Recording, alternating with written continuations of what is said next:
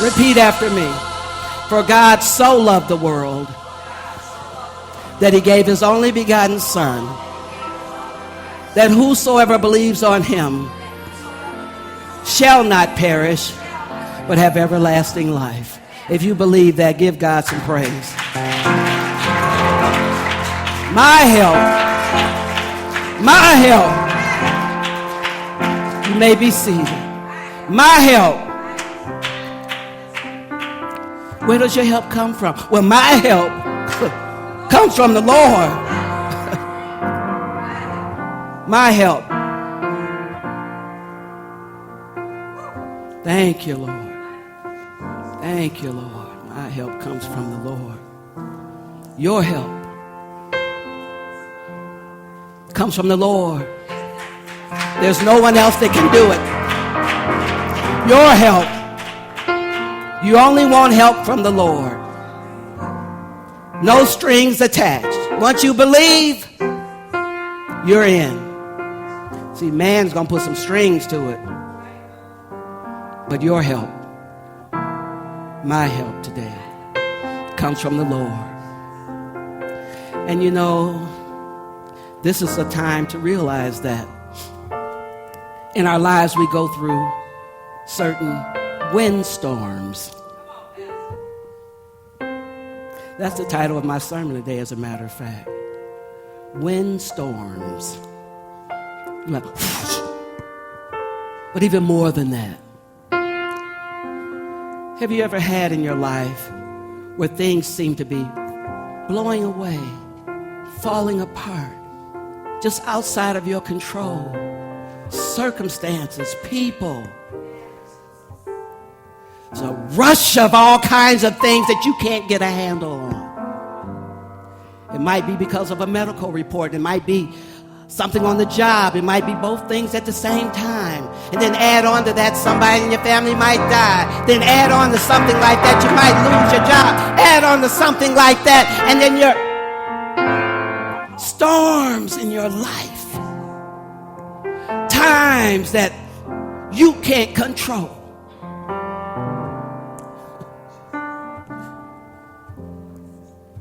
You got your Bibles. Turn it to Acts chapter 27. Windstorms. I remember years ago I saw a movie called Perfect Storm. All the conditions were right.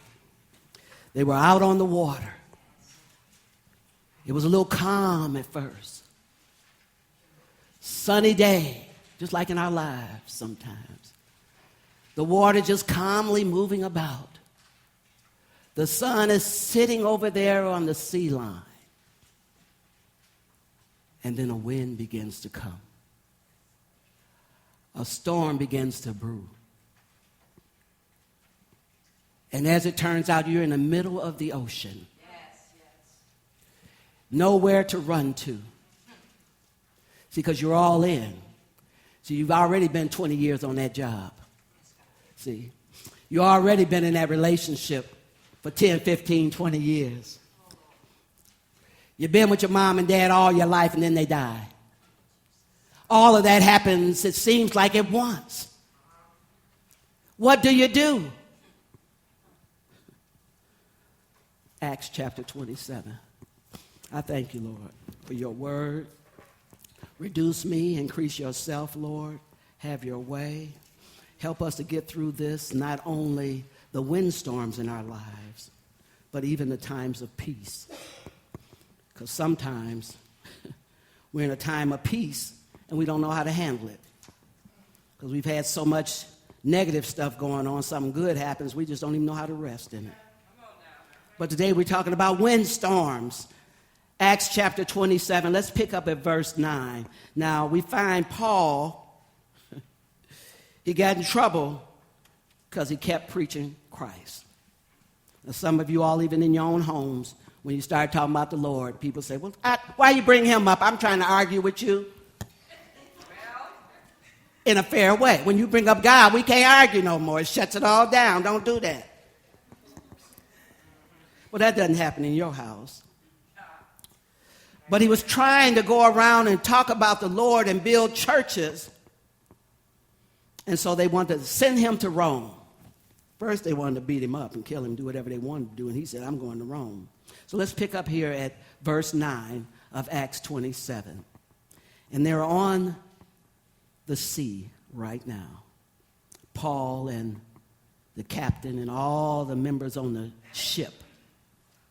Now, when much time had been spent, and sailing was now dangerous, because the fast was already over, Paul advised them, saying, Men, I perceive that this voyage will end with disaster and much loss, not only of the cargo and the ship, but also our lives. Nevertheless, the centurion was more persuaded by the helmsman and the owner of the ship than by the things spoken by Paul.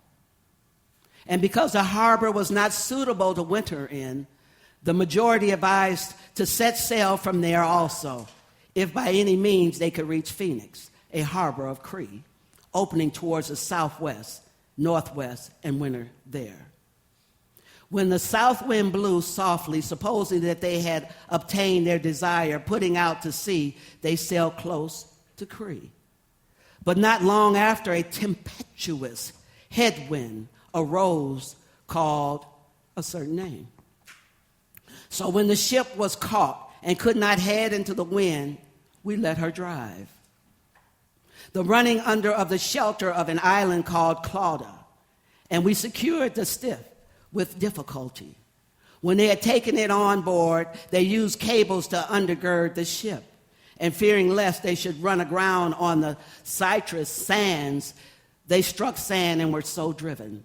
And because we were exceedingly tempest-tossed, the next day they lightened the ship. On the third day, we threw the ship's tackle overboard with our own hands.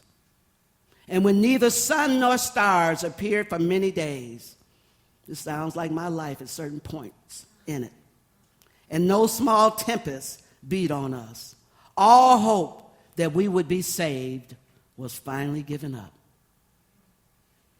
But after long abstinence from food, then Paul stood in the midst of them and said, Men, you should have listened to me and not have sailed, and we could have avoided this disaster and loss. And now I urge you to take heart, for there will be no loss of life among you. See, that makes somebody feel pretty good right now. See, somebody's going through something right now. There may be a bunch of us in here going through something right now. But the word of the Lord to you today is, I want to urge you to take heart. I want to urge you to take heart. Yes, yes. The Lord sent me here to urge you to take heart, for there will be no loss of life among you. Now, the ship is going to be lost, but you're going to be all right. See, your way of looking at life, that old way might be over, but you're going to be all right. Take heart. He says, verse 23 of Acts 27, For there stood by me this night an angel of God to whom I belong and whom I serve, saying, Here's your word. Don't be afraid, whosoever. You must be brought before Caesar. There's some things you got to deal with. And indeed, God has granted you all those who sail with you. So your buddies and your friends that have been going through all this with you, they're going to be all right. The kids, the grandkids, all the rest of the collateral folks, they're going to be all right. Therefore, verse 25, Therefore take heart, men, for I believe God, that it will be just as it was told to me. Take heart. Take heart. That means be of good cheer. Keep your courage. Don't cave in. You know, people, there are a lot of quotes about storms. And I picked up a couple of them. I'm sharing with you. They say storms draw something out of us that calm seas don't do. That means trouble will come and it ain't going to last long, but it can bring out some stuff in you that the good times can't do nothing about. Another quote, it says, it's better to endure a storm than to run to the wrong house. Oh, I should have learned that when I was 22. You know, endure the storm before you run to the wrong place. Another one says, it's only during a storm that a tree knows how strong it is. It's only during this situation that you're going through right now that you can find out how strong you are. This is for a reason. They say thunderstorms are as much our friends as the sunshine is. You know, we like those sunny days, but those hard times, I can tell you, I learned something when my mother died, that I'm stronger than I thought I was. I learned something through those broken hearts, that I could get up the next morning and still go to work. The hard times. But when I was in the club, wasn't nothing happening. I might have been at a football game. I don't know who won. It didn't bring anything out in me. Praise the Lord. They say a great storm is like a sunny day to a person of faith. How can you say that, Pastor? Because there have been storms in the Bible. All kinds of storms in the Bible. Let me share some of them with you. Amen. Well, in Numbers chapter 11, there was a storm. I don't mean to laugh, but the Israelites, they had come through so much, and the Lord had taken them through the Red Sea, and they were out of Egypt, and God had given them manna. Yes, He had. We tired of this food. Now, you know how we get sometimes. You know, get to complaining. You got the job you wanted, but, you know, after a couple of months or a couple of years, this job, what do they think I am? They don't pay me to do this. You know how you get to complaining.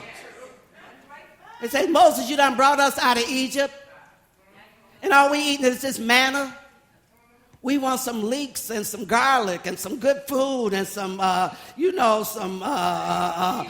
mayonnaise and some mustard and some good old food and some peanut butter sandwiches. We want some food. And got us out here. They was complaining. Now, when they were over in Egypt, and they was treating them like dogs. No. Oh, when you were in that relationship and she talked to you like a dog. Now, see, I'm talking my own business now right here. This is my own business. You ever been with anybody that complains all the time? And it's always your fault. I'm in the right church. That's the way the Israelites were. We just got this manna. This all we got. And then some water was a little salty. This water, you know how, just complaining. You know, Moses had parted the Red Sea. God used him to do it. And some of you all been in your relationships, parting the Red Sea. I've been paying these bills. You know how that is. I got to be careful. I don't want to step on my own toes or anybody else's toes. But you know how you can be in a situation and all you hear from the kids are complaints. I don't want to eat this. This is all we got. So this is what God did. He sent a storm. See, sometimes we can be a little cranky and wind up finding ourselves in a storm. So Numbers 11:31 says, now a wind went out from the Lord, and it brought quail from the sea. Whole bunch of birds. The birds, like that movie Alfred Hitchcock. The birds start coming. God sent them. They quailed from the sea and left them fluttering around the camp. Oh, y'all want some more than what you've been getting? Okay. How about a day's journey on this side and about a day's journey on the other side, all around the camp, about 2 cubits above the surface of the ground. So it was as far as you could see this way and as far as you could see that way. God sent some quail for them to eat. That's a whole lot of quail. You know how you can get tired of chicken every night? Quail every night. But God sent it. He sent a storm of it. Sometimes God will send you an overload because you've been complaining. You think you want something else. And then he'll load you on down with it. And you'll see, this is not what I really wanted. He'll lay it on you so tough till you're sick of it. It's in that storm. So if any of you have been complaining, I'm not one to talk. But those complaints reach God's ears. Because, see, every good gift comes from above. If you got anything, it came from him. When you're complaining, so it's in a storm. Okay, oh, you want more? You want a whole lot of friends? I'm going to send you a whole lot of friends, but they're not going to be real friends. They're going to be frenemies.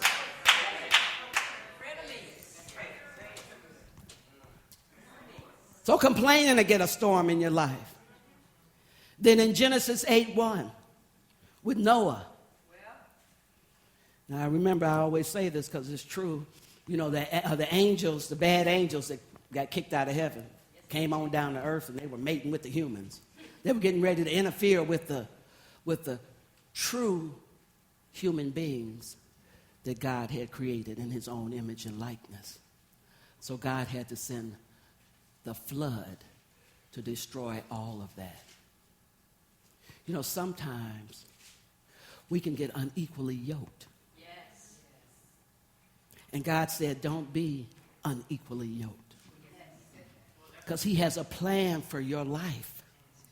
And you're unequally yoked. He going to get rid of that unequal yoked part of you. He's going to wash it away.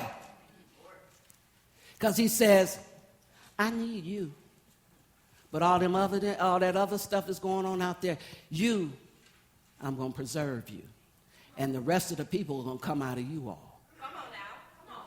But I'm getting rid of all that other stuff. Come on now. He sent a storm. You all know about Noah and the storm. Genesis 8:1. Then God remembered Noah and every living thing and all the animals that were with him in the ark. And God made a wind pass over the earth, and the waters subsided. God will send someone to clean something out in your life. You might be on a job and then they send you on. That's not them. That's God in some cases getting you out of there. The Lord has sent a wave of something. A wind of something to cause things to change. Well, that was Noah. So in Exodus 10, verse 3, when the Pharaoh was very stubborn, he just wouldn't hear from Moses.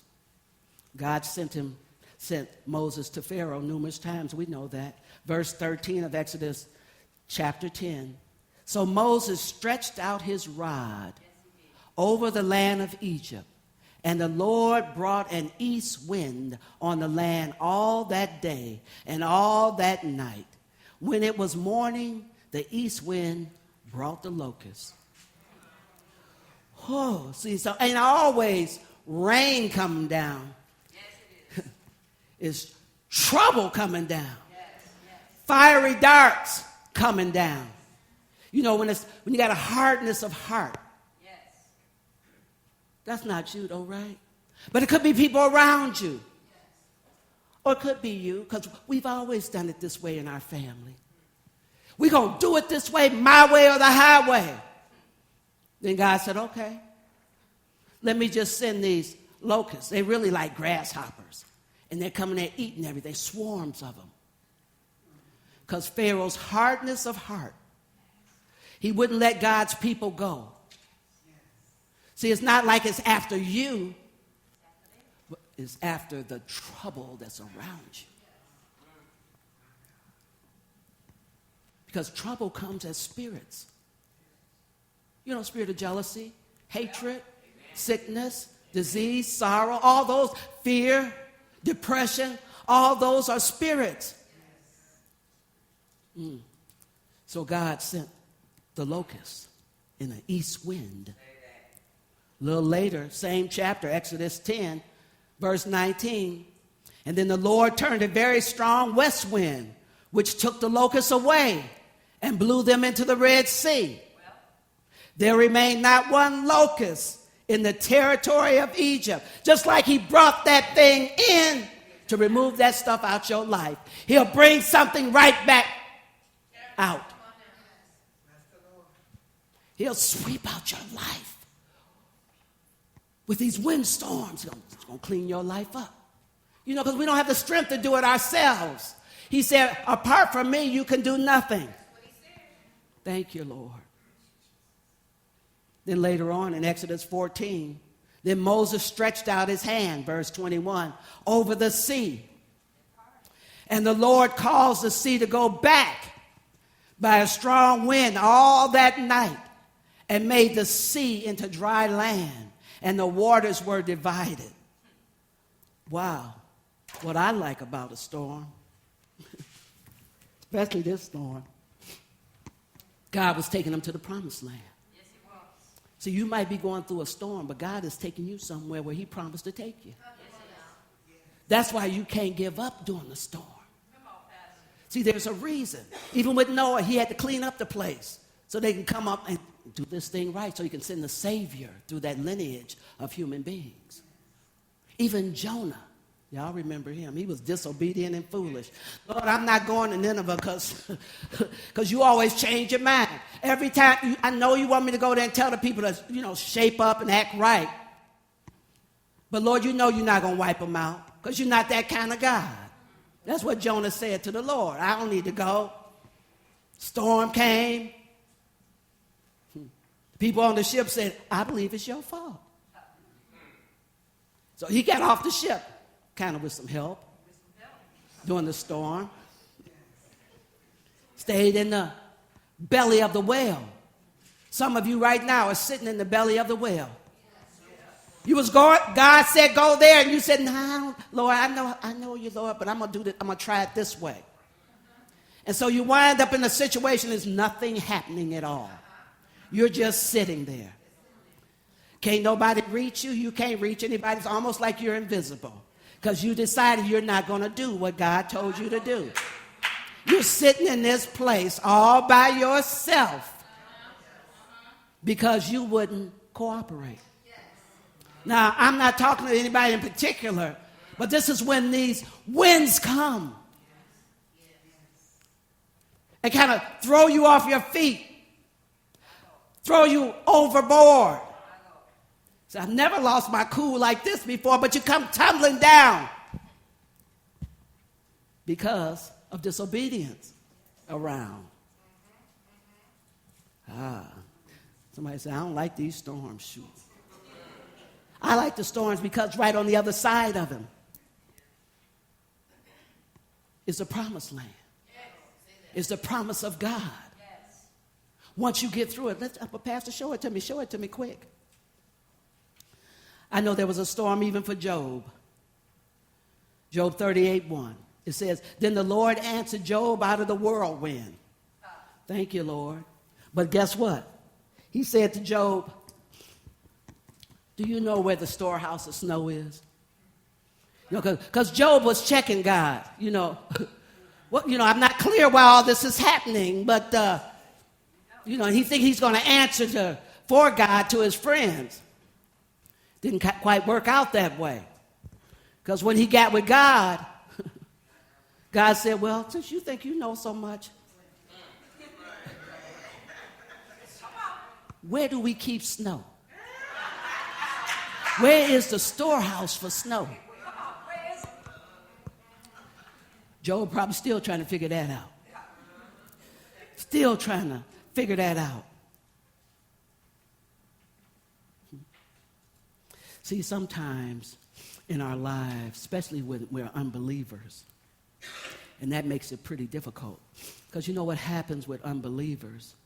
When they get in these situations, they see their hopes and their dreams sinking, and they figure there's no hope. Just like the people on the boat with Paul.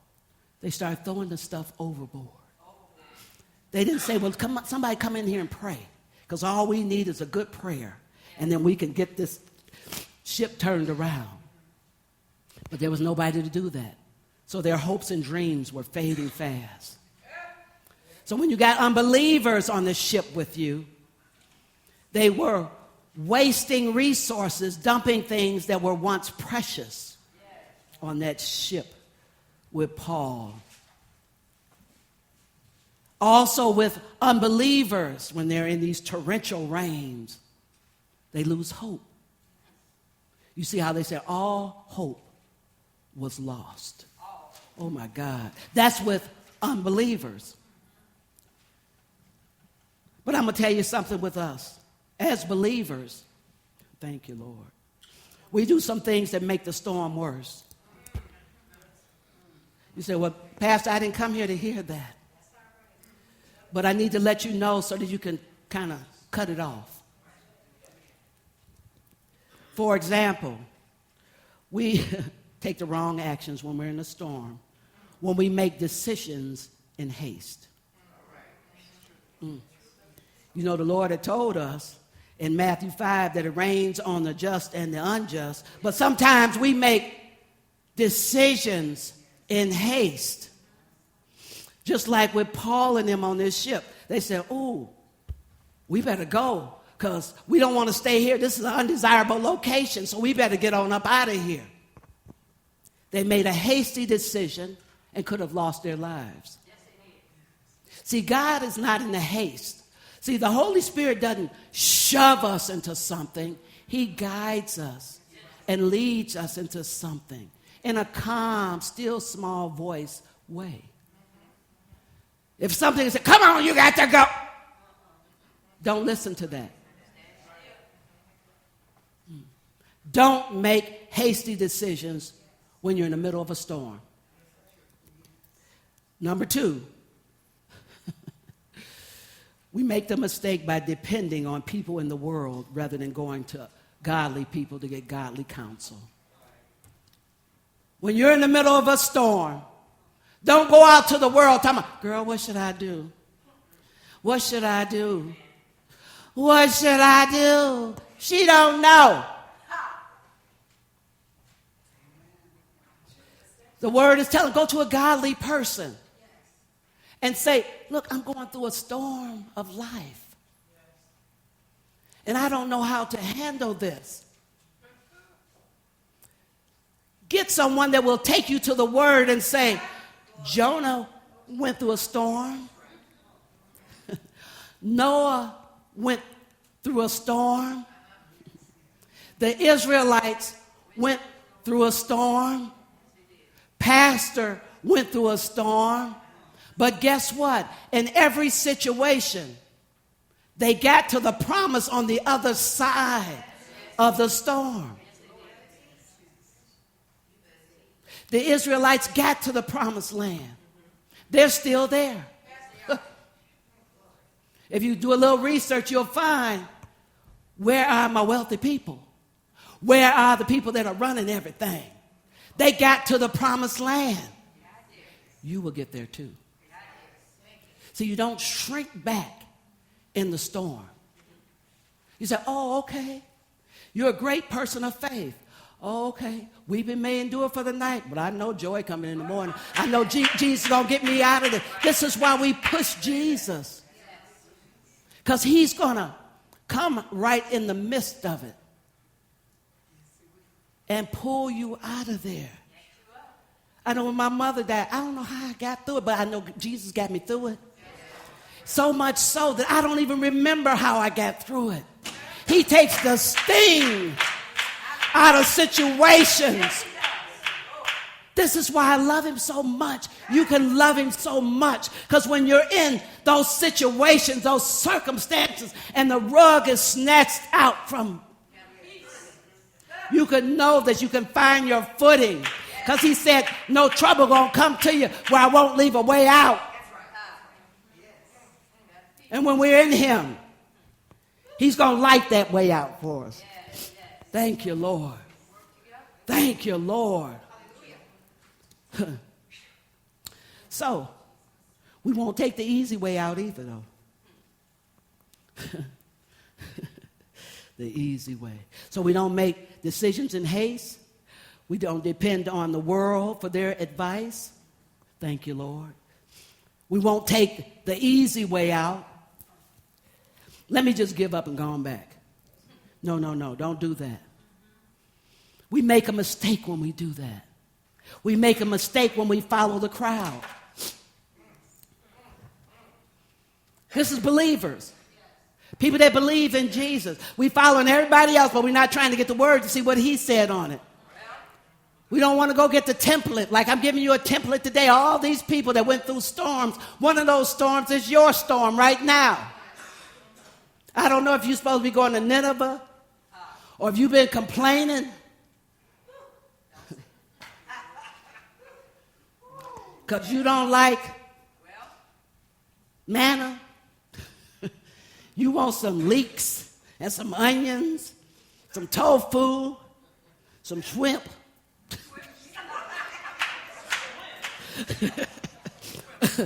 That's an old joke. Never mind. I won't tell that one. So don't take the easy way out. Don't follow the crowd. How many times have you gotten in trouble in your life and you followed the crowd? Caught a case. We won't talk about all that. Okay, yes. Another thing that we do is, as believers, we rely on circumstances and we shouldn't. Say, it looks like a good thing to do. During the storm. But it looked like we should maybe hunker down. I saw a movie the other day, and it looked like the storm was coming, and this guy was at work, and he saw the wind coming and everything, and so he went under the desk, and he called his wife. Well, baby, I'm sorry. When we got married on the honeymoon, I did go sleep with the other lady in the other room. I just wanted to let you know that in case I don't make it through the night, and blah, blah. And as it turned out, the storm settled, and he came on out from under the desk, and he called his wife and said, would you forget that message? See, sometimes you just got to shut up and know that the Lord is coming. Don't give up so quick. Don't go back because it look like the winds are rolling around. Oh, God, what we going to do? Don't go by that. And if it look real calm, it looks like God is here because it's real calm. But you haven't asked him, should you go? You haven't prayed. You haven't read near word about it. And it looks real calm today. Looks real peaceful, doesn't it? Yeah. And then suddenly. But this is my note to you today, is to take heart and be of good courage. Because no matter what the storm is, you're going to get through it. Jesus has promised you that. He said, meet me on the other side. You remember in Matthew 14, when Jesus was walking on the water and the storm was going on, he said, don't be afraid, it is I. And then the other time, when he was in the boat, asleep, and the storm came, he spoke to the storm. This is how we handle it. Something going on in your life, speak to that problem. I heard somebody say, don't pray to God, Lord, please take away the problem. They said, speak to the problem. Sickness, the Lord rebuke you. Speak to the sickness. Speak to the depression. Speak to the storm.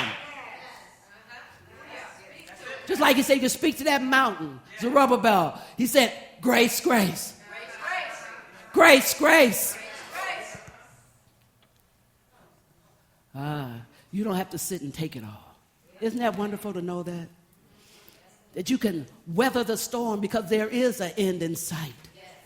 Thank you, Lord. There's an end in sight. So there was a story, and I'll wind this up. 1 Kings chapter 18. And it was with Elijah. And there had been a drought in the land. Wasn't no rain, famine. It was just really bad. So I'll just pick this up at verse 41. I'm going to share this with you because it's important. Because there's some things going on even in our country right now. And it looks like it, we can say it's like a drought of love. You know what I mean? A drought of being civil to one another. There's a drought of just being kind and dignified. All of that seems to have been lost. But in verse 41 of 1 Kings 18, it says, Then Elijah said to Ahab, Go up, eat and drink, for there is the sound of an abundance of rain. So Ahab went up to eat and drink. And Elijah went up to the top of Carmel.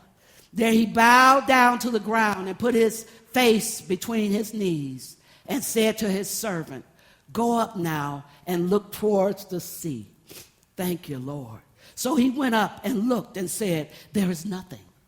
And 7 times he said, Go again, go again, go again, go again. This is what I'm saying to you all. Go again, go again, go again, go again. Then it came to pass the 7th time that he said, There's a cloud as small as a man's hand rising out of the sea. So he said, Go up and tell Ahab, prepare your chariot and go down before the rain stops you. Now it happened in the meantime that the sky became black with clouds and wind, and there was a heavy rain. Thank you, Lord. So Ahab rode away and went to Jezreel. Then the hand of the Lord came down upon Elisha, and he girded up his loins and ran ahead of Ahab to the entrance of Jezreel. Wow. Lord, have mercy. Something to think about, isn't it? I see a cloud about the size of a man's fist. And I want to tell you all that even nationally, even in this country, some things may happen. It might be a windstorm that may be coming up, rising up in the mist. But I want you to know the Lord told me to tell you to take heart. Be of good courage. Be bold and courageous. Because, see, no evil can come nigh our dwelling. See, with the Israelites, all the locusts and all the different things, the water turned into blood and all of that, it never touched them because they were God's people. So no matter what you hear about this week and the week to come, just know you're safe. That you can be of good courage. Because this too is going to pass. Whatever it is. The country's been through all kinds of stuff. And we got through it. Like Martin Luther King said once, the arc of morality bends towards justice. So things are going to be all right. It's something I want to share with you. Do you have those words? I'm going to read this to you in your book there. Not that one, this one. I just want to share something with you. Sometimes when we hear a song, you know, when we hear a song, we just kind of hear the melody.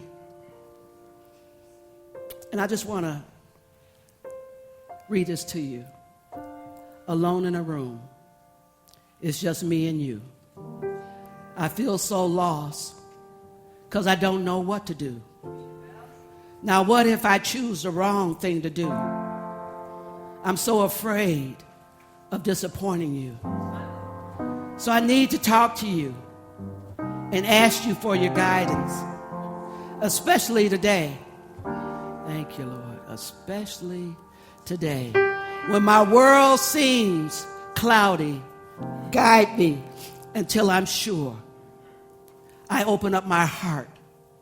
My hopes and my dreams are fading fast. I'm all burned out. I don't think my strength is going to last. So I'm crying out to you. Lord, I know you're the only one who is able to pull me through. So I need to talk to you and ask you for your guidance, especially today when my world seems cloudy. Guide me until I'm sure. I open up my heart. So show me how to do things your way. Don't let me make the same mistakes over and over again. Your will be done, and I'll be the one to make sure that it's carried out. And in me, I don't want any doubt. That's why I need to talk to you and ask you for your guidance, especially today when my life is a little cloudy. Guide me until I'm sure. I open up my heart. I open up my heart to you. In Jesus' name, amen. I hope you got something out of that. I hope you got something out of that. The solution to everything is opening up our hearts to Jesus. He's the answer to everything. He's the answer to the good times and the bad times. When he said, I'll supply all your needs, he meant it.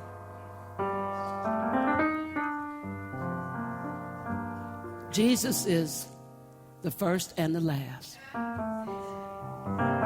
So no matter what you're going through, his name should be the first one you call in the morning and the last one you say at night. Because you're preparing yourself for the storm, because they come. It's not because you did anything, it's because you're being built. So you're building that endurance and the character so that we can be useful to God. So all is well. No matter what you're going through, just don't do anything hastily. Don't run out to the world and ask them, what should you do? Just take courage.